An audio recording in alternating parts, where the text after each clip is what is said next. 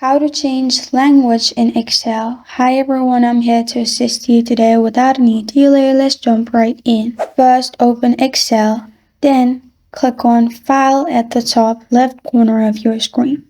If you have any other language you don't understand, you can click on top left corner of your screen. Now, in here, click on Options, which is at the bottom left corner of your screen, also the last option.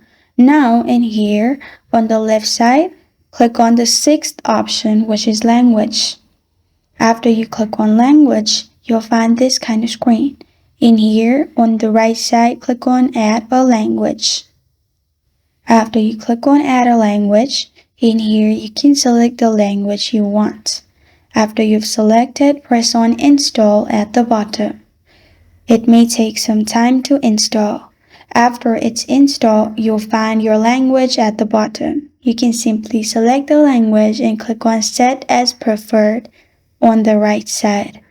After you have done that, your language will be changed. Press on OK at the bottom and you're good to go. This is how to change language in Excel. Thank you for joining me today. If this video helps you out, please leave a like and subscribe for more. Got a question or want to suggest a topic? Comment below. Thank you for watching.